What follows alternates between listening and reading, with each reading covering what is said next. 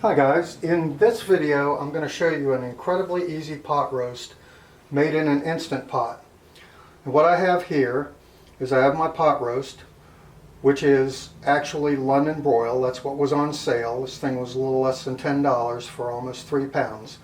I have some baby carrots and I have a medley of baby potatoes.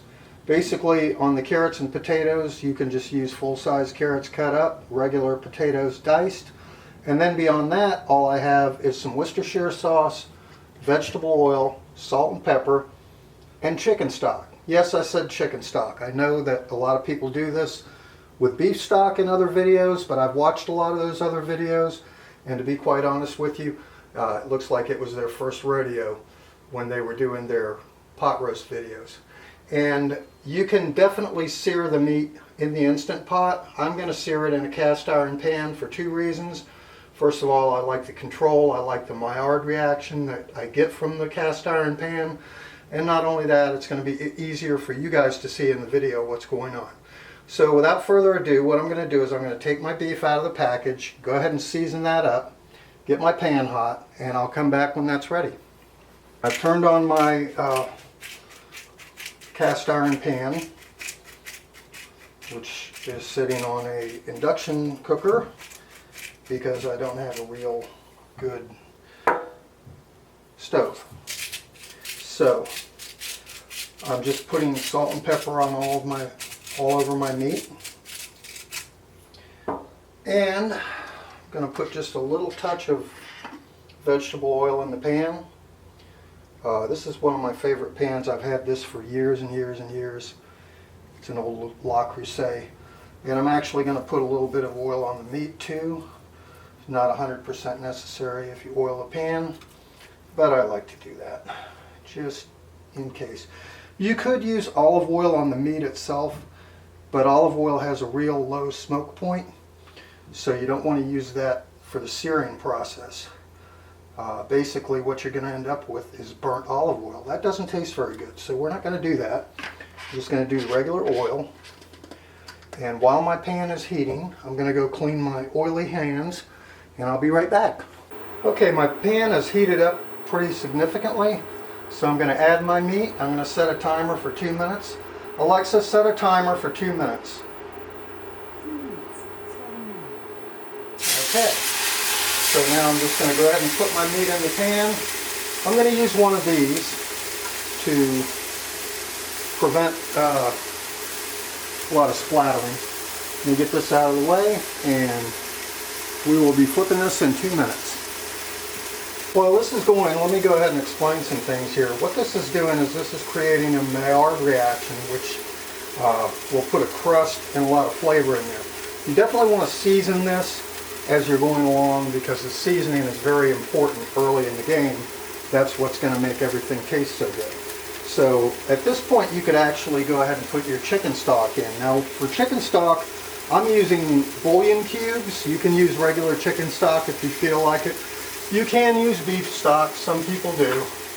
I find that this adds a lot of flavor profile using the chicken stock instead. So I'm going to go ahead and add that into my pot. Would get my pot going, but I have a really weak circuit here. So if I do my pot and that, I'll trip a break. So what I'll do is I'll go ahead and finish the searing process first. 2 minutes has occurred. Now I'm not hearing a lot of sizzling here, so I'm not sure exactly what's going on.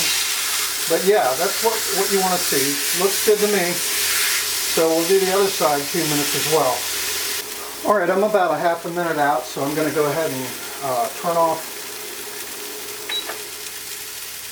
my pan. And the residual heat on this cast iron will carry it through. So at this point what I'm going to do is I'm going to go ahead and put Worcestershire sauce on it, all over it. So.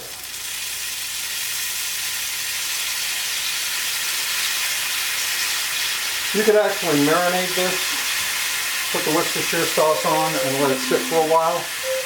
Alexa, cancel. Okay, my 2 minutes on this side is up, so I've got a total of 4 minutes. So now what I'm going to do is I'm going to go ahead and plug in my Instant Pot. Now that I've turned that off. And just to get things going real quick, I'm just going to go ahead and hit saute.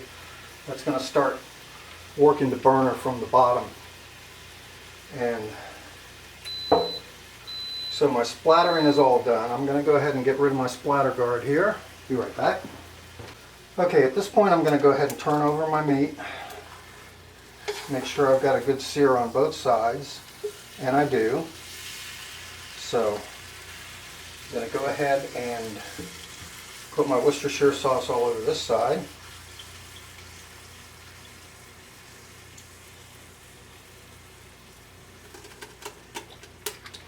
There we go.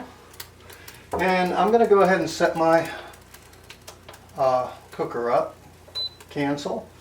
I'm going to use the meat setting. You can use manual. A lot of people do.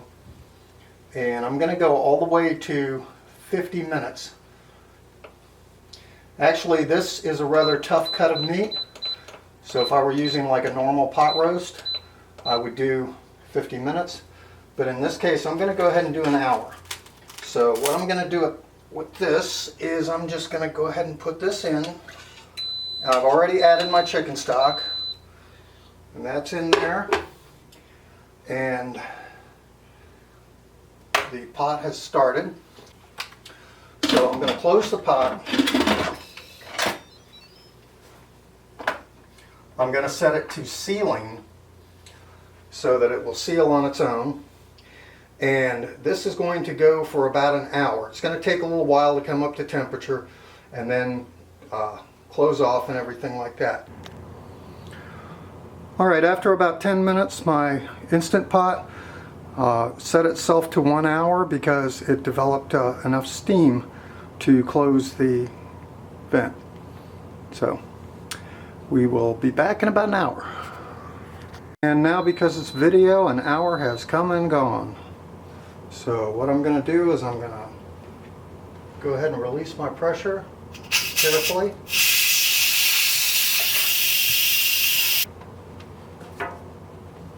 Alright, now my pressure's let off. I'm going to stick a fork in this. Ooh, doesn't feel very done.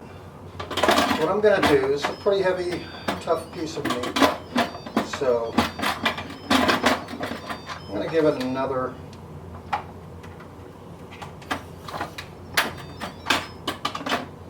about 15 minutes. Alright, I gave it an hour. That didn't work. I just added a half an hour. And I don't usually use this tough a cut of meat, but I'm going to see what I'm looking at now. Oh yeah, sticking the fork in and the fork is coming out with no problem. So if you're using a tough piece like top round, or in this case, which is also top round but it's London broil, then what you want to do is you want to add a lot of extra time, and in this case an hour and a half. So at this point I'm going to take all my potatoes first and just put those in. Okay. So moral of that story is don't cut too big a hole in your bag. And I've got my carrots, and these I have let set out. My carrots were in the fridge, but I let them sit out and warm up so that this can come back up to temperature in literally no time. So at this point what I have, let me show you, is my meat's at the bottom, my carrots or my potatoes are above that, and my carrots are on the very top. You want to work quickly and reseal this.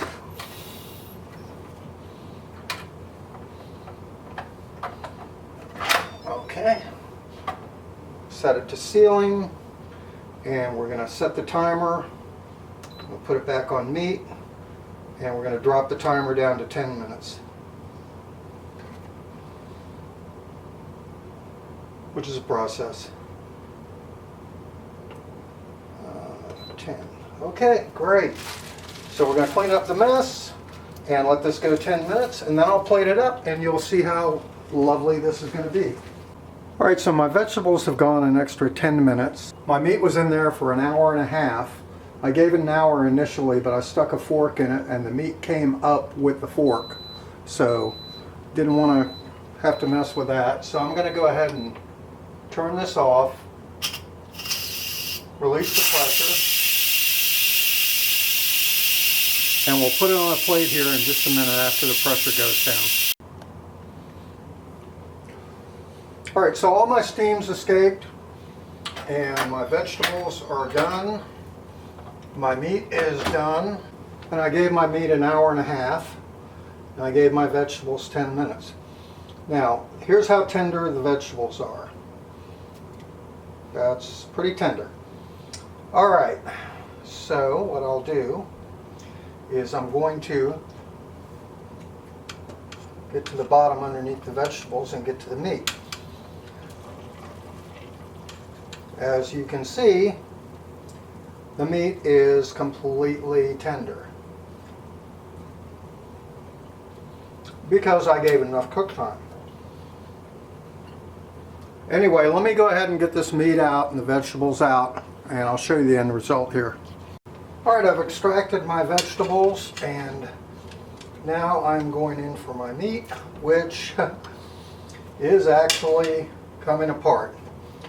Ironically, this is the toughest piece of meat I could get my hands on, the London broil, and it is just falling apart before I can even get it out. So anyway, there you have it. I will fill a plate, grab a bite, and add some vegetables, a little bit of juice. Alright, here I've got a new plate. I'm going to go ahead and put some of my meat on here. I'm not that hungry. I am hungry. I'm going to go ahead and put some of my meat on there. Look at how it just falls apart under the fork. It's amazing. Alright, and my vegetables are not overcooked because I didn't put them in at the beginning of the cycle. I put them in at the end of the cycle, and they're cooked perfectly tender and juicy. So, let me get some of my au jus. I'm going to pour that over the meat. You could certainly turn this into gravy if you wanted to. I don't particularly care to do that. If I wanted beef stew, I'd make beef stew. So anyway, mouth-watering. And remember, the flavor is going to be great because you seared it at the beginning. You seasoned it well with salt and pepper. Delicious. Carrots, they're just as tender as can be. Hang on. And I didn't cook all of the carrot flavor out because I didn't sit there and do them for an hour like some videos would suggest. So, let's go in with a potato here. A little juice on that. Perfect. Now what I'm going to do is I'm going to take this, put it in the freezer, set up some plates like this so that anytime I want to, I can just pull it out and I'm good to go. Anyway, there you go. Mouth-watering, fall apart pot roast from the toughest cut of meat you can get in the supermarket. And it's going to turn out great. You're going to love it. I do. Just make sure that you cook your meat long enough. If you stick your fork in the meat and you can pull the whole piece of meat out, and it's like pulling the fork out is like pulling up a mailbox, you're not there yet. Don't do your vegetables until you're there. Restart your meat, work with what you got. If you've got a tender piece of meat, which is to say not a round roast, but just like a chuck roast, you don't want to put it this long. You want to go 45 minutes and then 10 minutes with your vegetables and you're good to go. But before you add your vegetables, check your meat with a fork. That fork should come right back out on its own without lifting the meat. If it doesn't, you're not there yet. Alright, well thank you very much for watching. I'm sorry it's been a while, but hopefully I'll be back with some more stuff really quick. Thank you very much. Take care.